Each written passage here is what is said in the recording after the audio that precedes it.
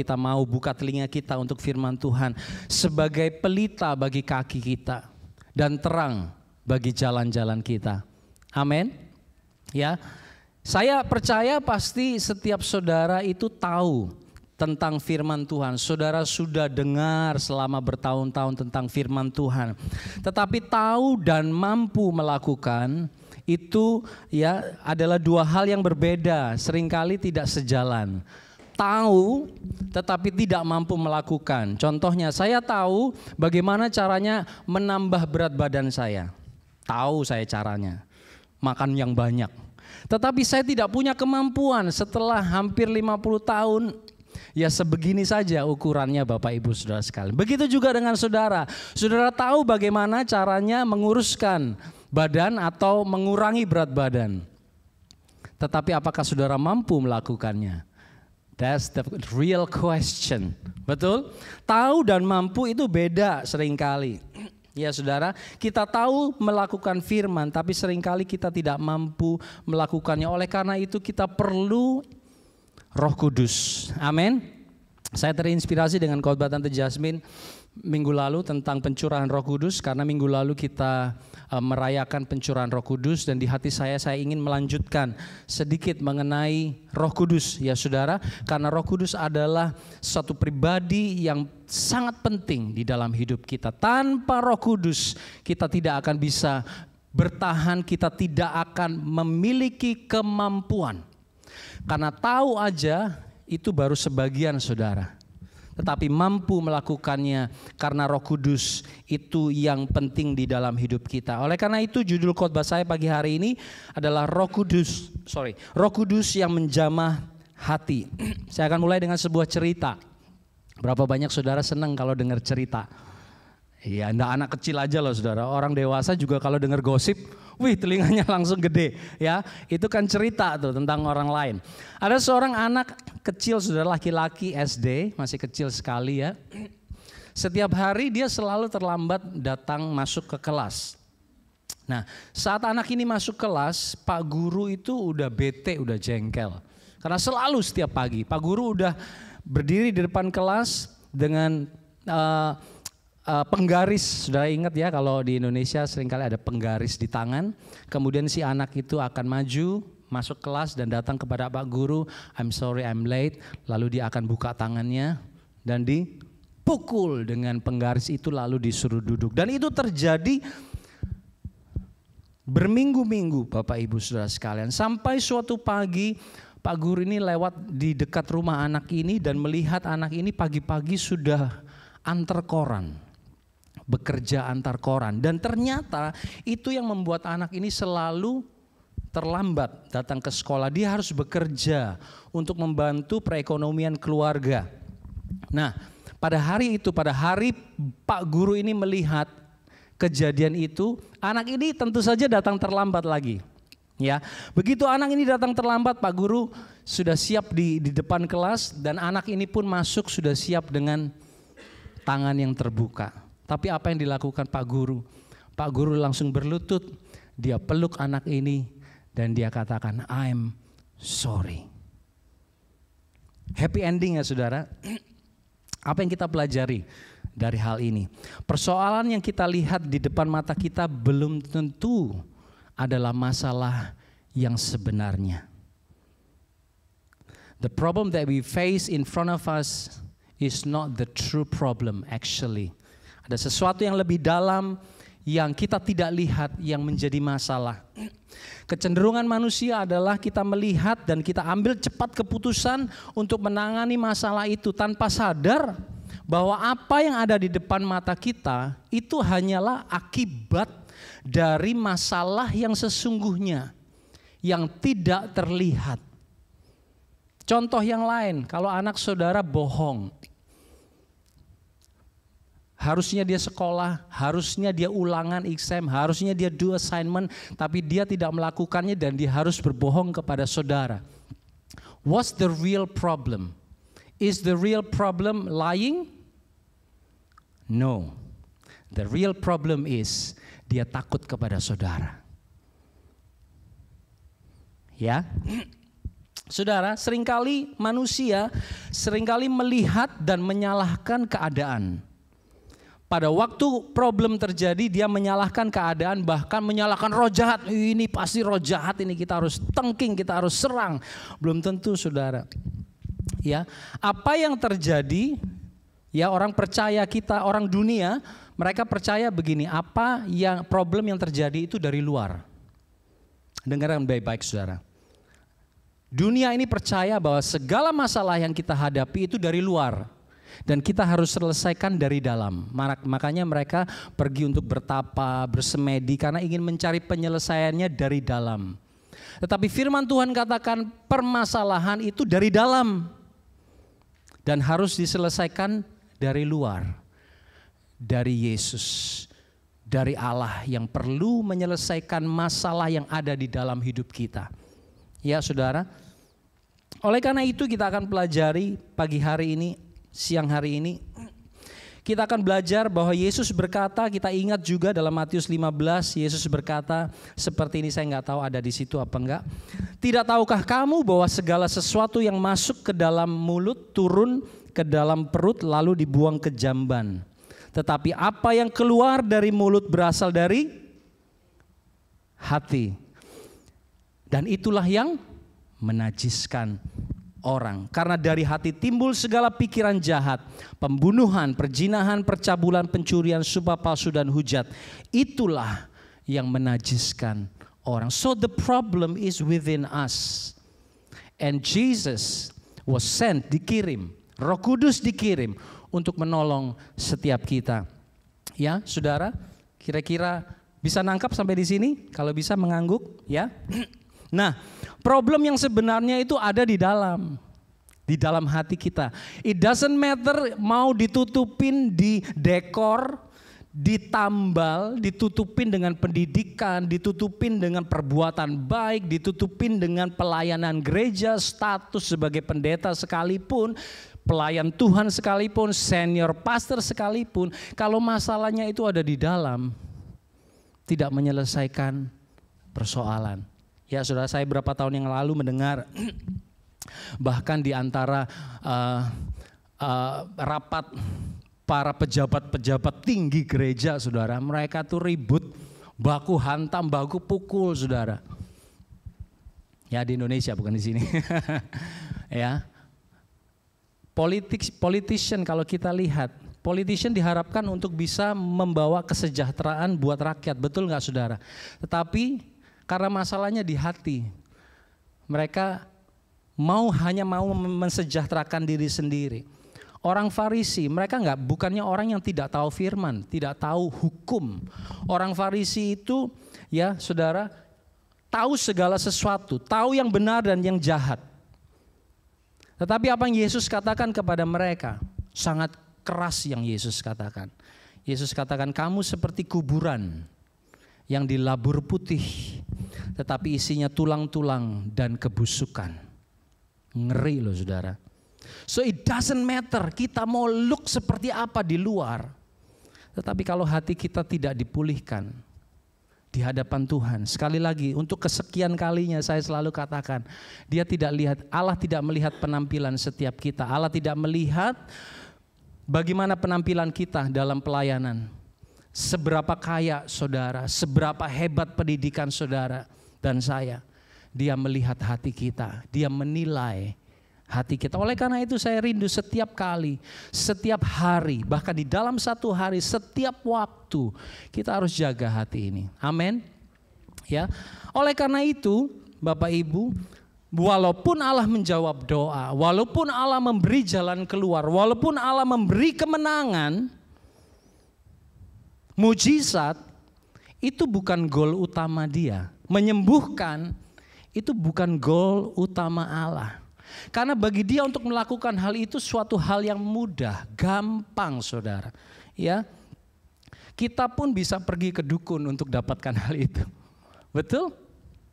Banyak orang cari jalan pintas, cari orang pintar aja, nungguin jawaban dari Tuhan lama. Dan seringkali waktunya lama dan caranya juga beda dengan yang saya mau. Saya pergi ke dukun, orang pintar, untuk cari jalan yang saya mau. Saya bayar dukunnya, kita bayar dia dan dia bisa ngomong sesuatu yang kita mau. Benar nggak saudara? Begitu juga dengan bangsa Israel. Bangsa Israel dari Mesir keluar itu gampang buat Tuhan. Mereka nggak ngapa-ngapain loh. Betul Bapak Ibu Saudara sekalian? Bangsa Israel, the Israelites, they don't have to do anything to get out of Egypt. Untuk keluar dari Mesir. Allah yang mengerjakan segala sesuatunya. Tetapi untuk mengeluarkan Mesir dari dalam hati mereka. Berapa lama saudara? 40 years, 40 tahun. Melalui mujizat sekalipun. Melalui pertolongan Tuhan sekalipun. Melihat tanda-tanda heran sekalipun. Can you imagine? Kalau kita melihat tiang api di tengah-tengah kita dan tiang awan di depan kita. Mungkin kita sudah bertobat kali saudara ya. 40 tahun bangsa Israel melihat di depan mata mereka, melihat tanah terbelah dan satu dari keluarga mereka, satu keluarga masuk ke dalam tanah karena hukuman Tuhan. Itu tidak membuat mereka takut, Bapak Ibu Saudara sekalian. So it doesn't matter, saudara ingin doa dijawab, kita ingin mujizat terjadi, itu gampang buat Tuhan. Siapa yang percaya katakan amin. Gampang buat Tuhan. Tetapi bukan itu yang Tuhan mau sebetulnya di dalam hidup kita. Yang Tuhan kehendaki, goal utama dia di dalam. Katakan sama-sama di dalam. Di dalam kita. Oleh karena itu kita akan belajar sama-sama ya dari Yehezkiel 36 ayat 25 sampai ayat yang ke-27. Aku akan mencurahkan kepadamu air jernih yang akan mentahirkan kamu dari segala kenajisanmu dan dari semua berhala-berhalamu. Aku akan mentahirkan kamu. Kamu akan kuberikan hati yang baru dan roh yang baru di dalam batinmu. Dan aku akan menjauhkan dari tubuhmu hati yang keras dan kuberikan kepadamu hati yang taat. Rohku akan kuberikan diam di dalam batinmu. Dan aku akan membuat kamu menurut segala ketetapanku dan tetap berpegang pada peraturan-peraturanku dan melakukannya. Latar belakang dari tulisan ini saudara adalah pembuangan bangsa Yehuda. Mereka dibuang dan Allah memberi janji bahwa one day kamu akan dipulihkan, keadaanmu akan dipulihkan, kamu akan dibebaskan dan kamu akan dibawa kembali ke negaramu yang asli. Ya saudara, mengapa mereka harus dibuang? Karena ketidaktaatan mereka. Mereka ini bangsa yang sangat keras kepala, Bapak Ibu Saudara. Kita tahu semua ya saudara. Ya, bangsa yang sangat keras kepala sehingga Tuhan itu sudah sampai ke, mungkin kalau kita manusia udah sampai ke puncak kesabarannya. Akhirnya pada waktu mereka berperang dengan bangsa Babel dibuat menang oleh Tuhan dan mengalahkan bangsa Yehuda sehingga mereka harus pergi dan ditawan. Tetapi Allah kita adalah Allah bukan hanya Allah yang memberi hukuman, tetapi juga yang menjanjikan pemulihan. Karena hukuman tanpa pemulihan adalah penganiayaan. Kalau saudara punya anak, saudara hanya hukum tanpa punya tujuan untuk memulihkan dia, membawa dia ke jalan yang benar, itu artinya apa? Abuse. Abuse. Kalau kita marahin anak, kasih hukuman, naughty corner kepada anak, tidak punya tujuan untuk mengubahkan perilaku dia, we are abusing our authority. Kita sedang menganiaya. Pokoknya aku puas, marah sama tuh anak, hajar aja biar dia tahu rasa. Tidak ada tujuan untuk memperbaiki kelakuannya. Itu namanya penganiayaan. Tapi Allah kita, walaupun dia izinkan hukuman terjadi, tetapi dia janjikan suatu pemulihan. Itu artinya apa? Disiplin. Dia hukum, dia hajar, dia beri pemulihan. Kayak anak kita ya. Habis nangis di ujung sana, dulu saya baru ingat si Juda, anak saya yang laki, baru ngomong, Daddy, I remember, saya ingat Daddy, one day you punish me, you put me in the balcony and you close the door. What did you feel? Saya tanya, kamu rasa gimana? I was scared Daddy. Setelah dia sadar, waktu itu ya, saya ngomong waktu itu. Setelah dia sadar, saya ingat datang ngobrol sama dia. Face to face, eye to eye. And then saya peluk dia, say sorry, dia say sorry. That's penghukuman and pemulihan. It means discipline. Ya, itu Allah kita. Tetapi pemulihan itu sebenarnya bukan tujuan akhir. Seperti Judah.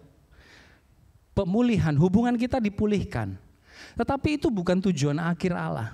Kemenangan diberikan, mujizat diberikan kepada bangsa Israel. Apa yang mereka perlu, apa yang mereka minta, roti, daging, diberikan. Tetapi bukan itu segalanya.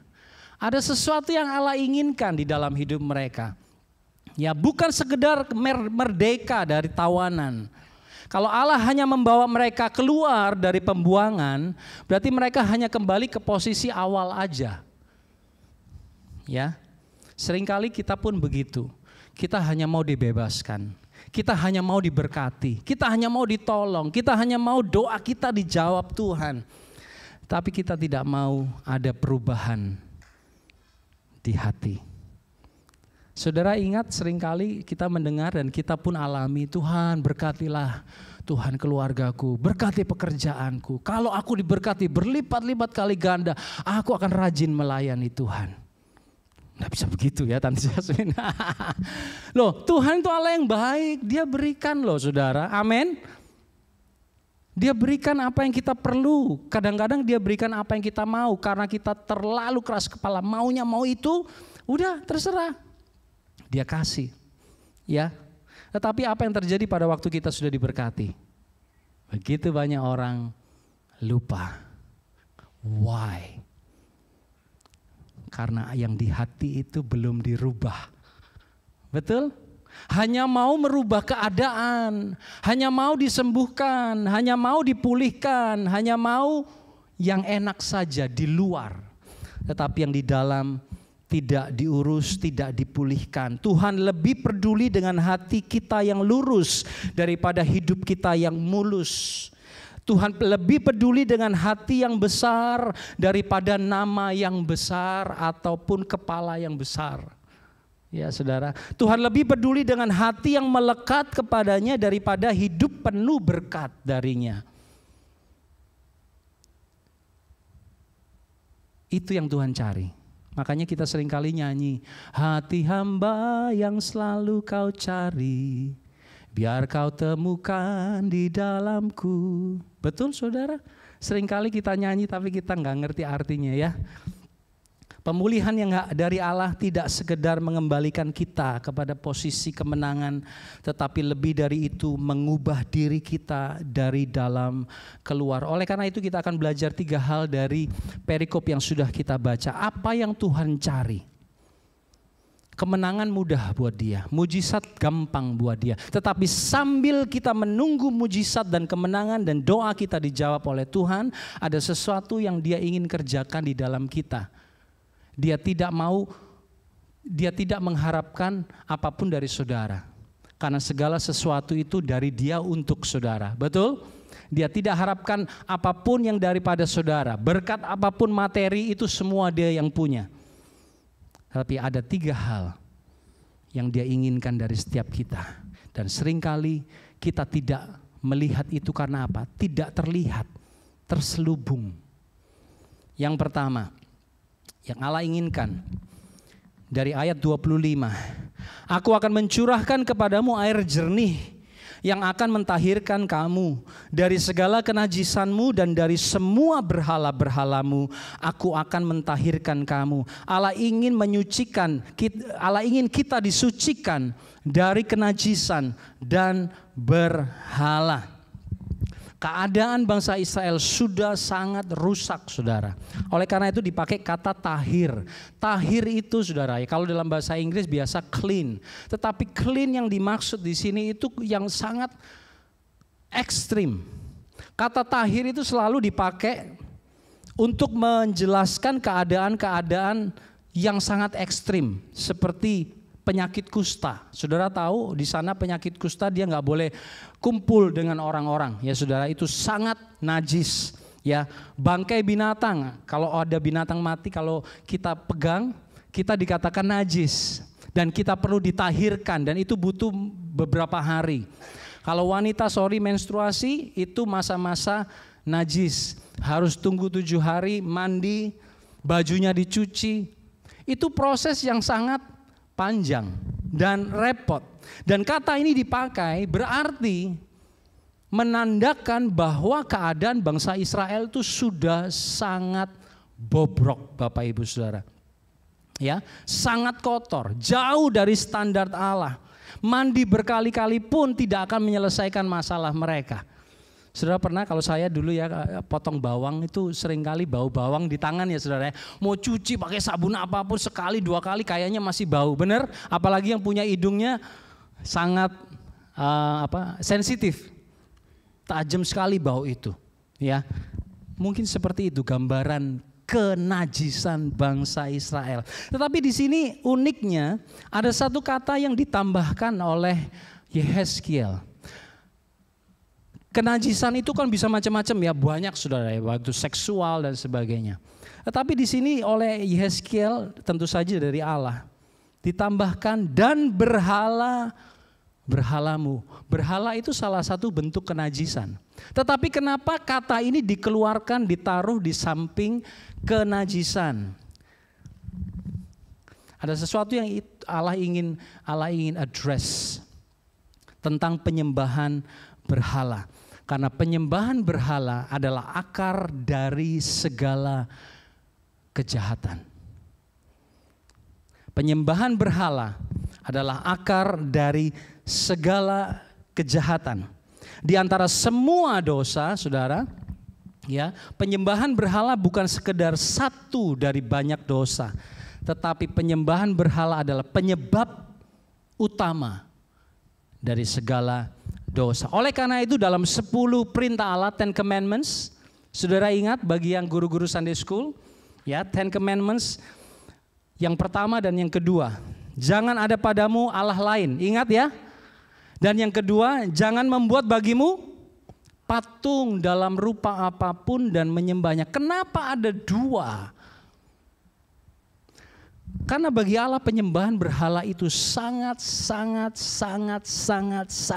penting untuk diajarkan, untuk dihadapi. Apa itu penyembahan berhala? Penyembahan berhala adalah suatu bentuk pencarian rasa senang, rasa puas, rasa tenang di luar Allah. Allah dipandang tidak cukup membuat kita senang, puas, dan tenang. Lalu kita menganggap sesuatu yang lain itu jauh lebih menarik. Itulah penyembahan berhala. Bukankah setiap dosa merupakan pencarian kesenangan di luar Allah? Betul apa betul Bapak Ibu?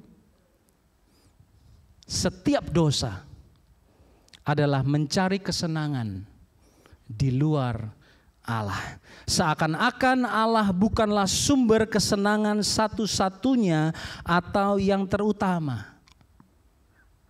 Oleh karena itu dimasukkan sebagai dalam kategori penyembahan berhala. Dan tanpa kita sadari, setiap hari kita sedang melakukan penyembahan berhala. Seharusnya dia yang menjadi pusat kesenangan kita, menjadi pusat rasa puas kita, menjadi pusat damai dan sejahtera dan sukacita kita. Tapi enggak cukup, kita cari dari yang lain. Dan kita sedang melakukan penyembahan berhala. Ya. Saudara sampai sini kira-kira bisa ngikutin masuk akal ya saudara ya. Saya percaya apa yang diajarkan oleh Alkitab selalu masuk akal kita. Kalau Roh Kudus bekerja di dalam hidup kita. Selama kita mencari sesuatu dan kita merasa Allah tidak sanggup, Allah tidak mampu, tidak mungkin bisa mencukupkan apa yang aku mau. Aku mencari hal yang lain dengan caraku sendiri, dengan waktuku sendiri. Berarti kita sedang menyembah sesuatu yang lain. Dan itulah penyembahan berhala. Nggak pakai tanya Tuhan, nggak pakai nunggu Tuhan, kelamaan Tuhan. Kita tahu waktu kita sendiri, kita tahu cara kita sendiri, dan kita lakukan penyembahan berhala. Lalu bagaimana cara mentahirkan dari segala berhala? Apakah Allah akan membuang atau membakar berhala-berhala kita? Apa berhala kita? Contohnya hobi misalnya saudara ya. Berhala kita mungkin pekerjaan. Apakah Allah akan membuang pekerjaan kita, hobi kita, segala sesuatu yang kita senangi di dunia ini? Tidak saudara. Tidak dengan cara begitu. Dengan cara diberikan hati dan roh yang baru. Itu di ayat 26 kita akan masuk poin yang kedua. Karena penyembahan berhala bukan masalah di mana kita menyembah dan apa yang kita sembah. Itu masalah luar. Tetapi penyembahan berhala adalah masalah hati. Yang kedua, Allah berjanji kita akan diberi hati dan roh yang baru. Kamu akan kuberikan hati yang baru dan roh yang baru di dalam batinmu. Dan aku akan menjauhkan dari tubuhmu hati yang keras. Dan kuberikan kepadamu hati yang apa saudara? Satu kali lagi yang keras, hati yang taat.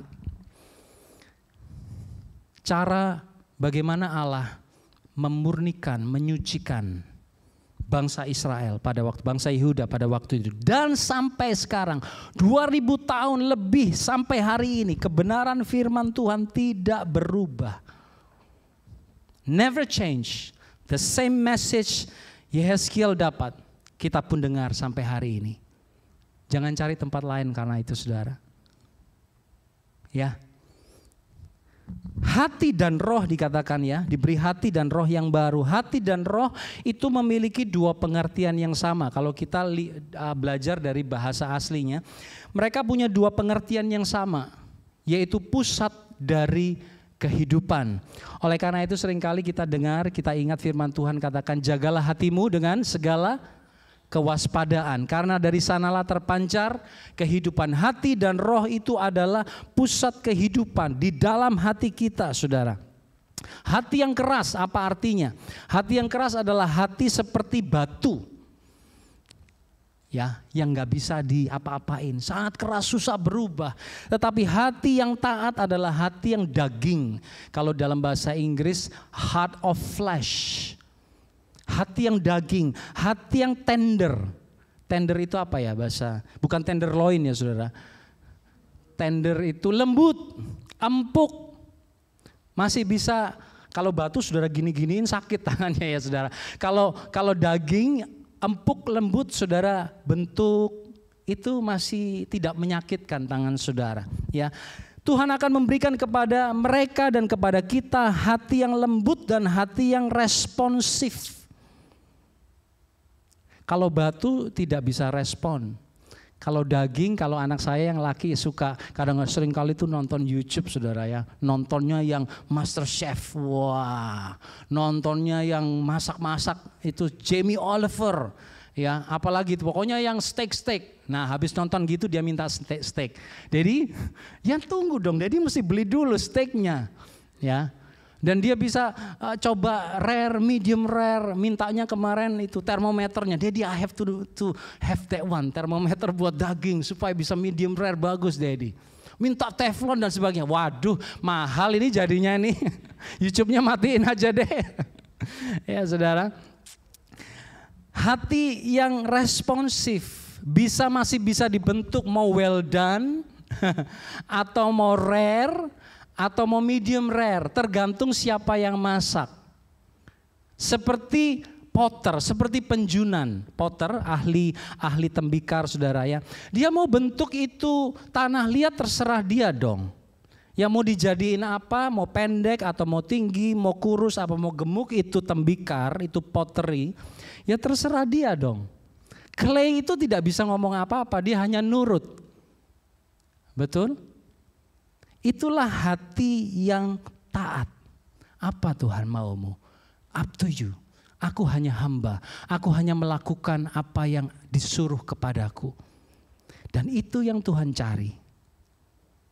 Kalau kekayaan Mujizat, satu kali lagi saya mau ulang, kesembuhan dan sebagainya itu gampang Tuhan berikan. Tetapi pada waktu Tuhan berikan kepada setiap kita, apakah itu menjamin hati kita dipulihkan?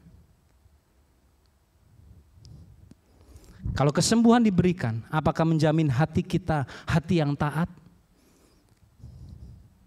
Pada waktu pekerjaan diberikan, apakah pekerjaan itu, berkat itu menjamin kita akan semakin mengasihi Tuhan?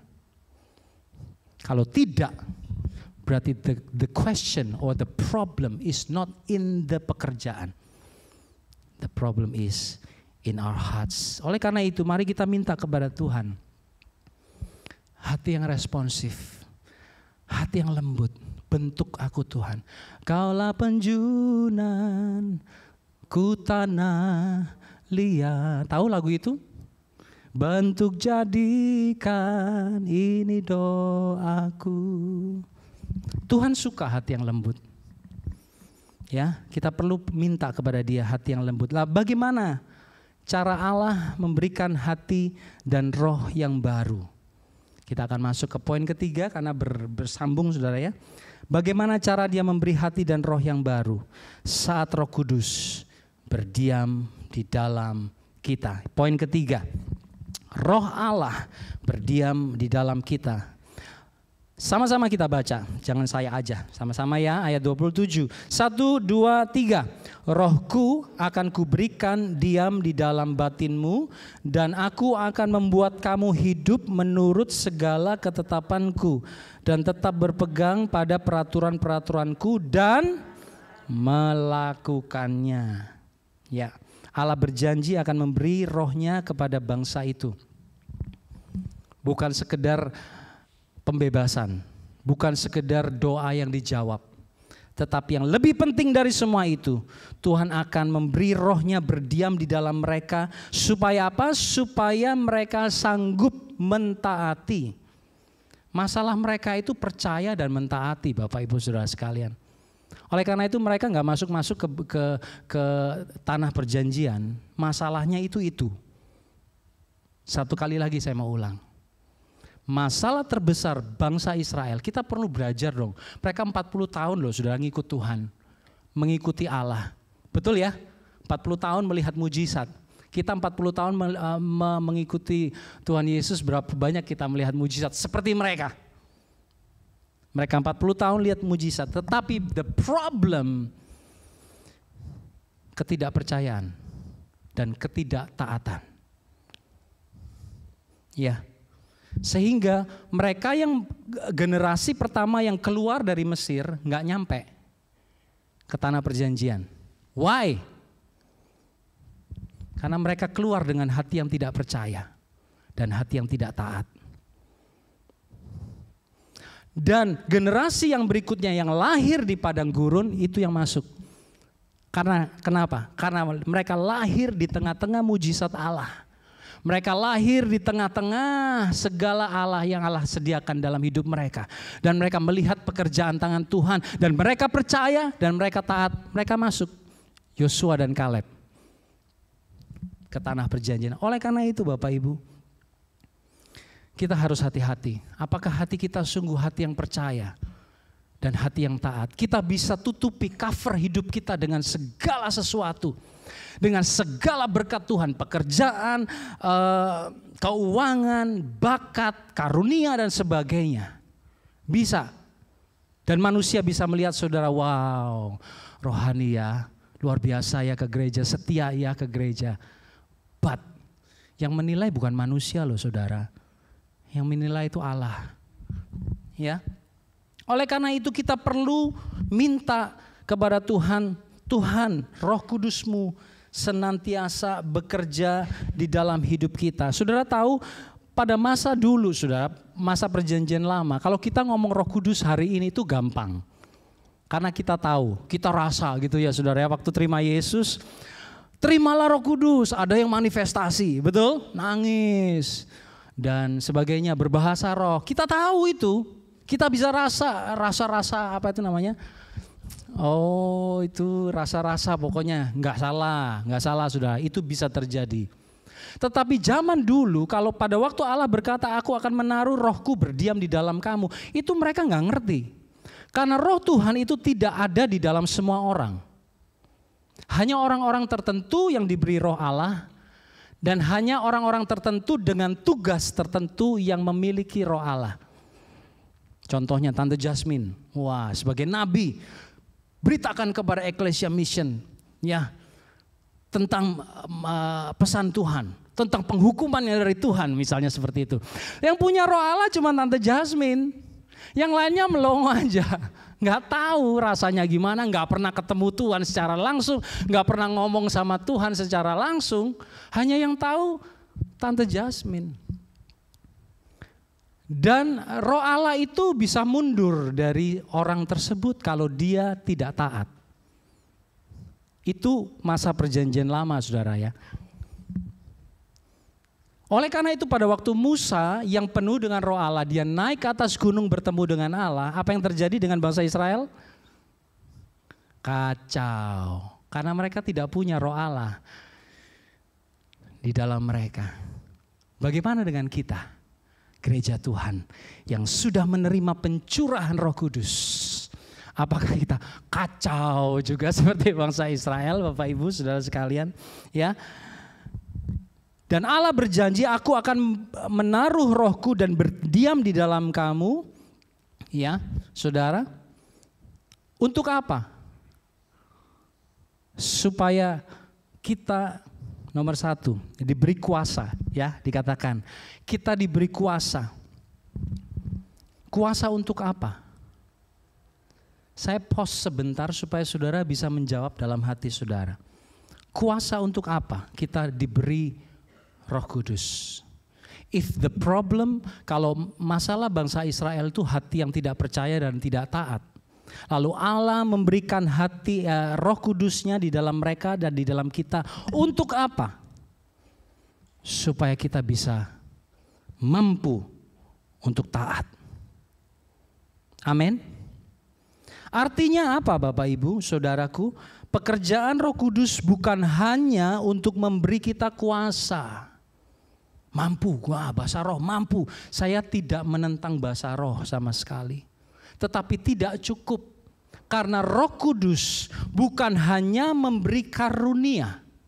Catat baik-baik, ingat baik-baik.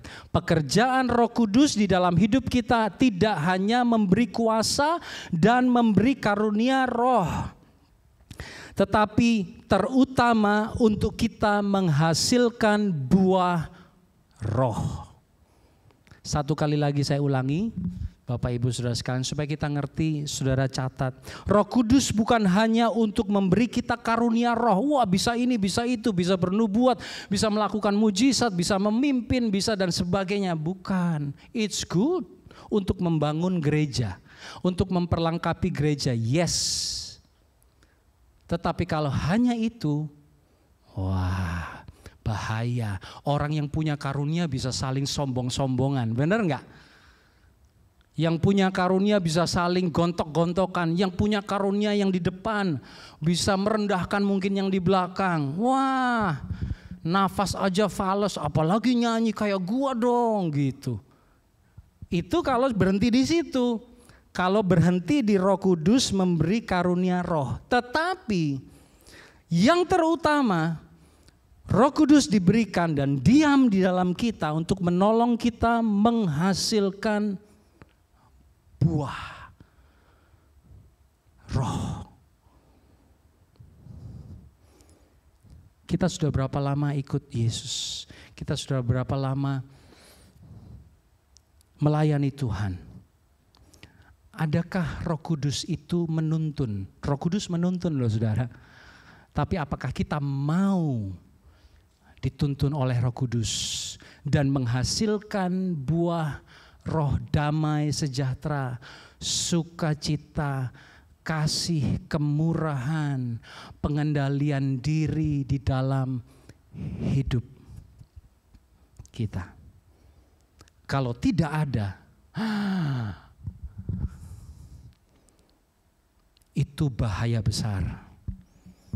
Kalau tidak ada buah roh berkembang, tumbuh dan menjadi subur di dalam hidup kita. Saya hanya mau punya satu pertanyaan. Saudara sebetulnya menyembah siapa? Kita menyembah siapa?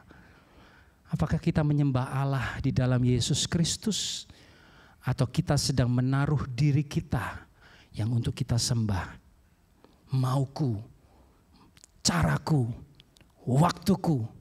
Itu artinya kita sedang menyembah diri sendiri, menjadikan diri kita Tuhan. Oleh karena itu, satu kali lagi saya mau ulangi sebelum saya selesai.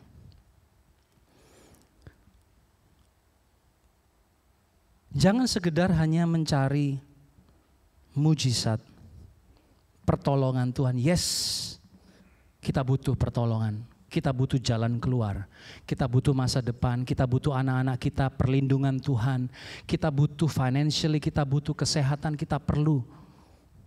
Tetapi kalau kita hanya itu yang kita cari, we missed a lot of things. We are going towards the wrong direction. Makanya banyak orang Kristen kemudian mencarinya ke dunia. Karena apa yang dunia cari ya itu. Pertolongan, mujizat, promosi demi promosi, berkat demi berkat. Itu yang dicari oleh dunia-dunia, oleh bangsa-bangsa yang tidak mengenal Allah, Matius 6 katakan. Tetapi kalau kita mencari Dia, itu semua Dia tambahkan. Betul? Firman Tuhan katakan Matius 6 ayat 33. Kalau kita mencari Dia, artinya mencari Dia apa? Hati kita melekat kepada Tuhan. Hati kita lurus di hadapan Tuhan. Kita membiarkan Roh Kudus yang pimpin hidup kita. Itu namanya dipimpin oleh Roh Kudus, dikuasai oleh Roh Kudus. Dan itu gak mudah. Oleh karena itu pagi hari kita minta, Tuhan pimpin aku. Satu kali lagi Tuhan. One more time, lead me by the power of the Holy Spirit. Supaya jalan kita gak sesat loh saudara.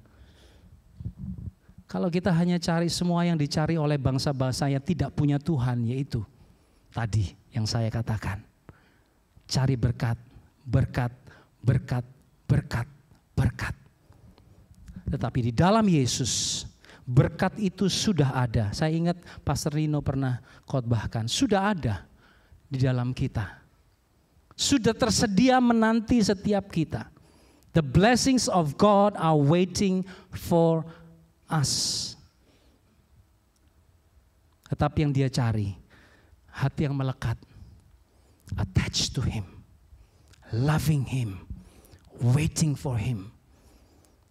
Ecclesia Mission, mari kita jadi seperti yang Allah cari. Dia sedang mencari penyembah-penyembah yang menyembah Dia di dalam roh dan kebenaran. This is what is di dalam roh dan di dalam kebenaran. Mari sama-sama kita bangkit berdiri. Mari kita angkat pujian lama saudara. Mari kita responi dan kita minta kepada Dia. Kita minta ampun. Kalau selama ini problem-problem yang terjadi di dalam hidup kita sebetulnya bukan dari luar, tetapi dari dalam hati. Karena kita tidak percaya dan tidak taat kepada Tuhan.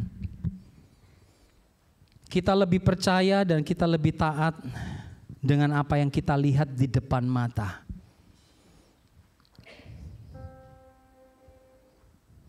Mari kita datang responi firman Tuhan. Buka hatiku, ubah hatiku menjadi baru.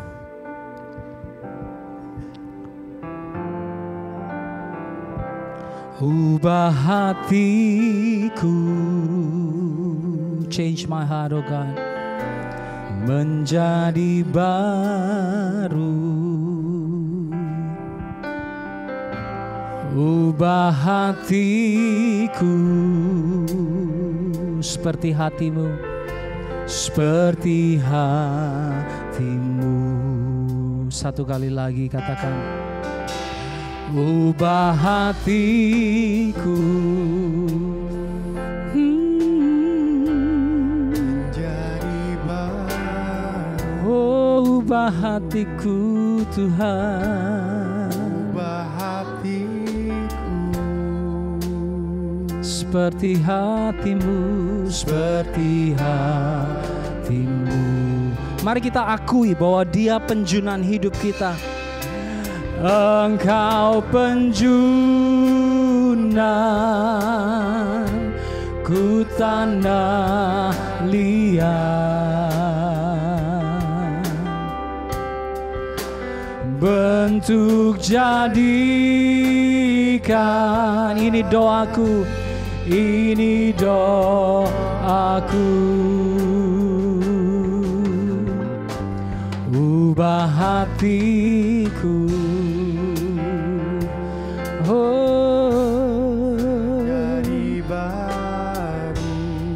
menjadi baru Tuhan, ubah hatiku seperti hatimu, seperti hatimu. Mari jemaat saja angkat pujian ini dengan segenap hatimu. Ubah. Ini doa kami Tuhan.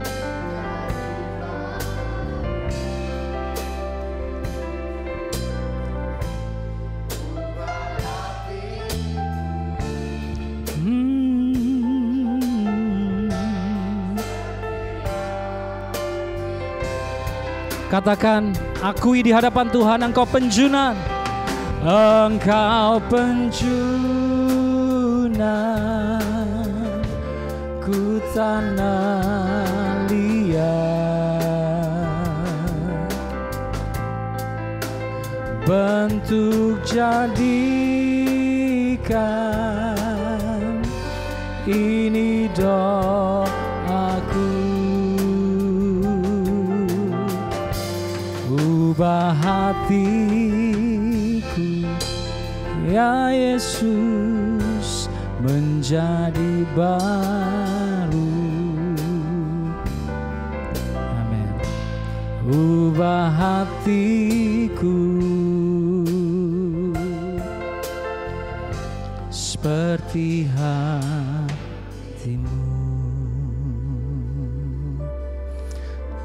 Selama ini Engkau sedang menunggu setiap kami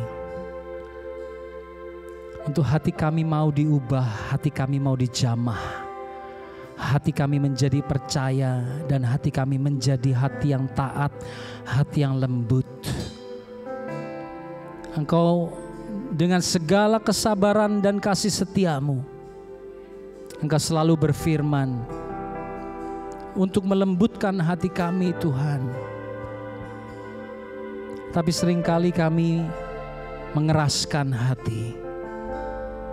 Seringkali kami mau pakai perasaan kami, mau pakai cara kami, mau pakai kekerasan kepala kami. Dan itu mendukakan hatimu. Bukan itu yang Engkau mau Tuhan. Pagi hari ini seluruh jemaat Ecclesia Mission Eastern, kami datang merendahkan diri kami Tuhan. Kami mau mengakui we have done wrong things.